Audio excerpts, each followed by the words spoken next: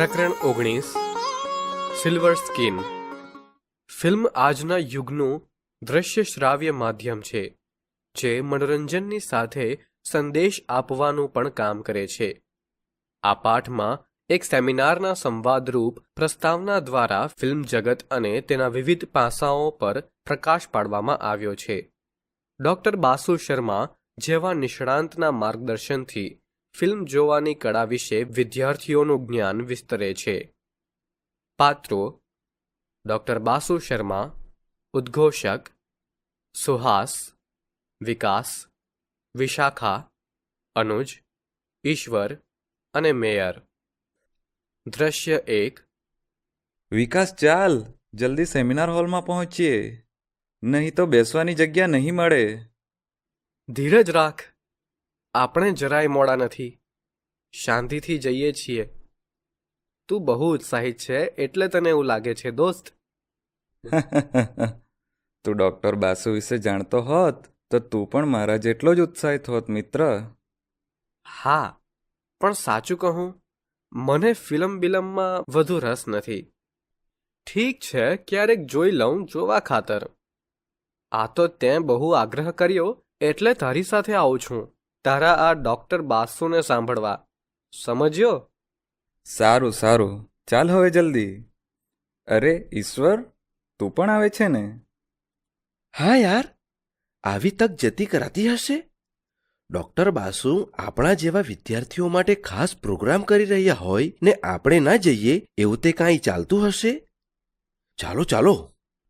લે સુહાસ, તને તો મજબૂત ટેકેદાર મળી ગયો. એવું નથી વિકાસ, ફિલ્મ એક મજબૂત કળા છે યાર. એના વિશે જીવનમાં જાણવું જરૂરી છે. હું ક્યારનોય વિકાસને આ જ સમજાવતો હતો. હવે તમે બંને મિત્રો જ કહી દેશો બધું કે ડોક્ટર બાસુ માટે પણ કંઈક કહેવાનું રહેવા દેશો. વિશાખા, તું પણ આવે છે ને? તને સ્ટોરી લખવાનો શોખ છે ને?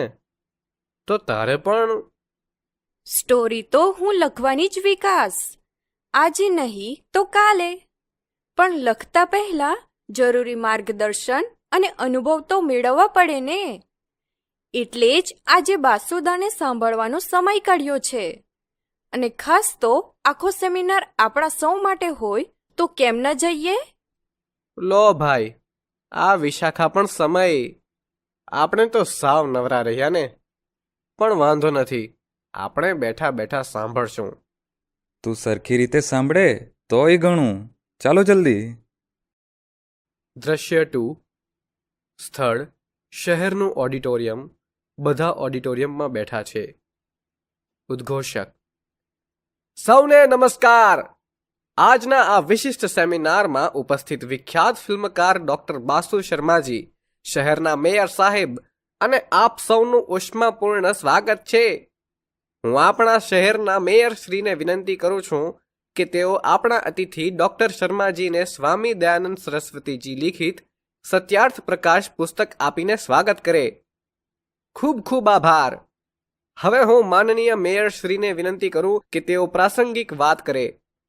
આજે તારીખ 27 માર્ચ વિશ્વ રંગભૂમિ દિવસ નિમિત્તે યોજાયેલ ફિલ્મ સેમિનારમાં છેક મુંબઈથી આપણે આંગણે પધારેલા ડોક્ટર બાસુ શર્માજી અને આપ સૌ શ્રોતાઓ મિત્રો, આપ સૌ જાણો છો એમ ફિલ્મ પણ સાહિત્ય, સંગીત અને ચિત્રકલા જેવું જ સશક્ત કલા માધ્યમ છે. એની દ્રશ્ય શ્રાવ્યતાને કારણે એ પ્રેક્ષકો ઉપર વધારે પ્રભાવ પાડે છે. ફિલ્મ દ્વારા મનોરંજનની સાથે મનોમંથન કરવાની તક પણ મળે છે. આપણા દેશમાં ફિલ્મનો ઉદ્યોગ ખૂબ જ મોટા પ્રમાણમાં વિકસિત થયેલો છે, ખાસ કરીને મુંબઈ અને દક્ષિણ ભારતમાં. હિન્દી ઉપરાંત દેશની અનેક પ્રાદેશિક ભાષાઓમાં ફિલ્મો બને છે. આજે આપણે ત્યાં ડોક્ટર બાસુ શર્માજી પધાર્યા છે, જે આ ક્ષેત્રના નિષ્ણાંત છે. તેઓ સુપ્રસિદ્ધ ફિલ્મકાર, દિગ્દર્શક અને ફિલ્મ વિવેચક પણ છે. બાસુ સરને ફિલ્મ વિશે બોલતા સાંભળવા એ એક લહાવો છે. તમે સૌ નિરાંતે આ ક્ષણોને માણો એવી શુભકામનાઓ. આભાર મેયર સરનો. હવે આપણે સૌ જેમને સાંભળવા ઉત્સુક છીએ એ માનનીય ડોક્ટર બાસુ શર્માજીને વિનંતી કે તેઓ ફિલ્મ કળા વિશે આપણી સાથે સંવાદ કરે. નમસ્કાર. આજે વિશ્વ રંગભૂમિ દિવસે આવા નાના શહેરમાં ફિલ્મ વિશેનો સેમિનાર યોજાય તે ખૂબ ગૌરવની ઘટના છે. ફિલ્મ ભલે સીધી રીતે રંગભૂમિની કળા નથી, છતાંય એમાં રંગભૂમિ આવી જાય છે. ફિલ્મ એટલે જીવનના વિવિધ રંગોની ભૂમિ, એક રંગમંચ છે. મારો પ્રાથમિક પરિચય આપું તો એક જમાનામાં હું અધ્યાપક હતો. મેં સાહિત્ય અને ફિલ્મ કલા વિષય પર PhD કર્યું છે. એ પછી હું ફિલ્મ નિર્માણમાં વ્યસ્ત થયો. મેં અત્યાર સુધીમાં 7 ફિલ્મોનું નિર્માણ કર્યું છે. હાલ મારી 8મી ફિલ્મ જનનાયક બિરસા મુંડાના નિર્માણમાં હું વ્યક્ત છું. ફિલ્મ વિશે હું માત્ર ભાષણ કરું એના કરતાં તમે મને સવાલ પૂછો અને હું તેના ઉત્તર આપું તો એમાંથી તમને સૌને વિશેષ અને વાસ્તવિક જ્ઞાન મળશે. નમસ્તે સર, હું સુહાસ. આપે હમણાં કહ્યું કે આપ અધ્યાપક હતા, તો પછી અધ્યાપન છોડીને આપ ફિલ્મના ક્ષેત્રમાં શા માટે આવ્યા? શિક્ષણ આપવું એ કોઈ પણ શિક્ષક માટે ગૌરવનું કાર્ય છે. રાષ્ટ્ર સેવાનું કામ છે. પરંતુ મને બાળપણથી ફિલ્મો જોવાનો શોખ હતો.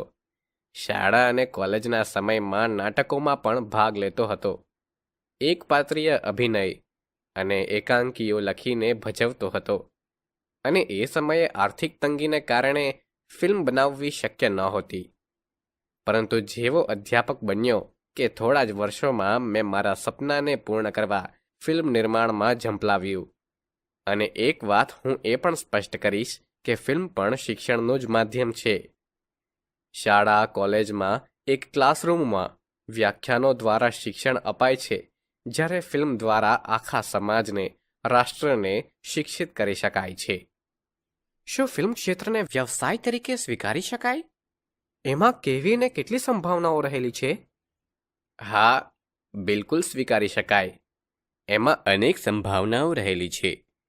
2-2.5 કલાકના એક ફિલ્મ નિર્માણમાં અનેક લોકોને રોજગારી મળે છે, જેમાં ખાસ કરીને સ્ક્રિપ્ટ રાઇટર એટલે કે કથા લેખક, સંવાદ લેખક, દિગ્દર્શક, સહદિગ્દર્શક, ગીતકાર, સંગીતકાર, અભિનેતા, અભિનેત્રી, કેમેરામેન, મેકઅપમેન, નૃત્ય નિર્દેશક, એડિટર.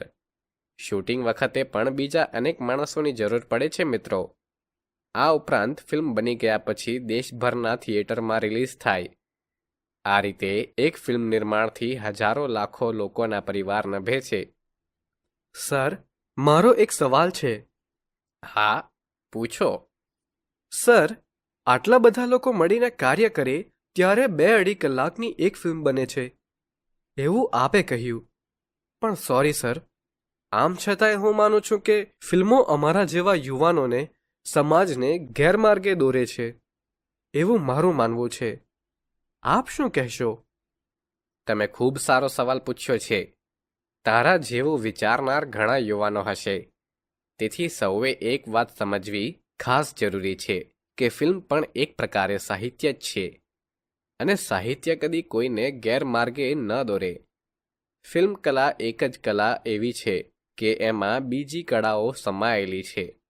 નાટ્ય, નૃત્ય, અભિનય, ગીત, સંગીત, આ બધું એમાં છે. હા, એટલું ચોક્કસ ધ્યાન રાખવું જોઈએ કે ફિલ્મમાંથી આપણે શું ગ્રહણ કરીએ છીએ. અંધકાર અને પ્રકાશની જેમ દરેક ક્ષેત્રના 2 પાસાઓ હોય છે. તમે કયા દૃષ્ટિકોણથી ફિલ્મ જુઓ છો એના ઉપર આધાર છે. પાણીથી ભરેલો અડધો ગ્લાસ ખાલી જોવો છે કે અડધો ભરેલો, એ તમારે જ નક્કી કરવાનું છે. એક્સક્યુઝ મી સર, તો શું ફિલ્મ જોવાની પણ કોઈ ખાસ સ્કિલ હોવી જરૂરી છે? હા, બિલકુલ. ફિલ્મ જોવાની પણ સ્કિલ હોવી જોઈએ. જેમ આપણે પુસ્તક વાંચીએ તો એમાં પણ કૌશલ્ય છે. વાચન અને શબ્દ ભંડોળ સારું ન હોય તો તમે પુસ્તકને યોગ્ય રીતે માણી ન શકો. એવું જ ફિલ્મનું છે. એમાંય જે સારી કલાત્મક ફિલ્મો હોય એમાં તો દર્શકને પક્ષે ઘણી સજ્જતા હોવી જોઈએ. ફિલ્મમાં પણ જીવનનું જ નિરૂપણ હોય છે, જેવી રીતે નાટક કે નવલકથાઓમાં હોય છે. પરંતુ ફિલ્મકાર જીવનની બધી જ બાબતોનું નિરૂપણ નથી કરતો. જેમ કે વાલ્મીકી રચિત રામાયણ પર ફિલ્મ બને તો રામનો 14 વર્ષનો વનવાસ 14 મિનિટમાં દર્શાવવો પડે. ફિલ્મ સર્જક મહત્વની ઘટનાઓનું જ નિરૂપણ કરી અમુક બાબતોના સંકેતો આપીને કથાને આગળ વધારી દે છે. કેટલાક પ્રસંગો એકાદ દ્રશ્યથી કે થોડા સંવાદોથી પણ સ્પષ્ટ કરી આપે. જેમ કે વેદવ્યાસ રચિત મહાભારતમાં પાંડવોના વનવાસના 12 વર્ષ પૂર્ણ થયા છે એમ દર્શાવવા યુધિષ્ઠિરના મુખે એક ડાયલોગ મૂકવો પડે. જોત જોતામાં 12 વર્ષ પૂર્ણ થઈ ગયા પ્રિય ભીમ. હવે આપણે ગુપ્તવાસ અંગે વિચારવું પડશે. જો દર્શક સજ્જ ન હોય તો ફિલ્મની ગતિ સાથે તાલ ન મિલાવી શકે અને ક્યારેક ગેરસમજ થઈ જતી હોય છે. બહુ જ સરસ સર. બીજી કઈ કઈ બાબતો મહત્વની છે ફિલ્મ જોવામાં? ફિલ્મ એ હવે માત્ર મનોરંજનનું માધ્યમ નથી રહી. તે આંખ અને મગજનું માધ્યમ છે. ફિલ્મ જોવા કરતાં સમજવી વધારે જોઈએ અને આ માટે મનની એકાગ્રતા જરૂરી છે. ફિલ્મના વિવિધ પ્રસંગો અને પાત્રો દ્વારા કથા આગળ વધતી હોય છે. દરેક ઘટનાના ભાવિ સંદર્ભો હોય છે. જો આ બધું ચૂકી જાઓ તો એની કલાનો આનંદ ઓછો પામી શકો છો. ફિલ્મમાં ગીત સંગીતનું પણ એટલું જ મહત્વ છે. ગીતો કથાના પ્રસંગોને, પાત્રોના મનના સુખ દુઃખને સંગીત અને નૃત્ય દ્વારા પ્રગટ કરતા હોય છે. એ સમજવું જરૂરી હોય છે. તો વળી ફિલ્મના પાત્રો પોતાના મનની વાત પ્રકૃતિના વૃક્ષો, પશુ પંખીઓ, વાદળ વરસાદ કે પર્વતો કે પુષ્પોના માધ્યમથી પણ અભિવ્યક્ત કરે છે. આ બધું સમજવા માટે થોડી સજ્જતા હોવી જરૂરી છે. સર, તો પછી આ ફિલ્મ સમજવાની સજ્જતા કેવી રીતે કેળવી શકાય? વાહ, ખૂબ સરસ સવાલ પૂછ્યો. શું નામ છે તારું? ઈશ્વર. સજ્જતા એટલે સમજણ, સભ્યતા અને સંસ્કાર. કોઈ પણ સ્થિતિ પરિસ્થિતિમાં સ્થિર રહીને ચિત્તને એકદમ શાંત રાખવાની કળાને પણ સજ્જતા કહી શકાય. અને એ માટે યોગ્ય ગુરુનું માર્ગદર્શન, આપણા ગ્રંથોનું, ઉત્તમ પુસ્તકોનું વાંચન અને મહાન વ્યક્તિઓના જીવનમાંથી પ્રેરણા લઈને સજ્જતા કેળવી શકાય છે.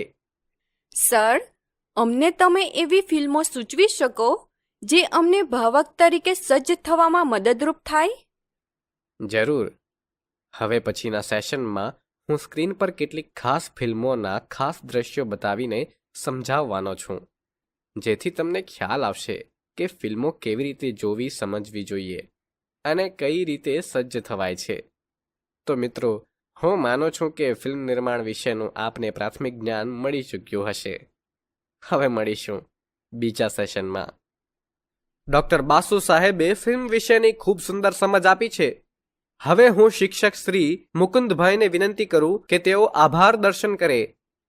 વિદ્યાર્થી મિત્રો, ડૉક્ટર બાસુ સરે આપણને ફિલ્મનું એક કળા તરીકે મહત્વ અને ફિલ્મ જોવાની સારી રીત વિશે સરસ સમજણ આપી છે.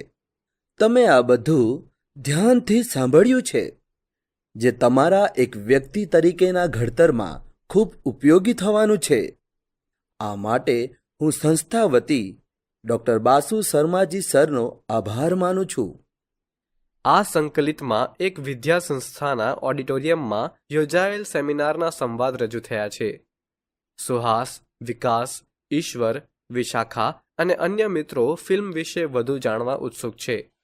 પ્રખ્યાત ફિલ્મકાર ડૉક્ટર બાસુ શર્મા વિદ્યાર્થીઓના પ્રશ્નોના ઊંડાણપૂર્વક જવાબ આપે છે. તેઓ ફિલ્મની કલાત્મકતા, ફિલ્મ જોવાની કળા અને ફિલ્મના અસરકારક તત્વો વિશે સમજ આપે છે. સંવાદ દ્વારા સ્પષ્ટ થાય છે કે ફિલ્મ માત્ર મનોરંજન પૂરતું નથી, પણ તે એક ગંભીર અભિવ્યક્તિનું શક્તિશાળી માધ્યમ છે, જે દર્શકની દ્રષ્ટિ અને ભાવનાને ઘડી શકે છે.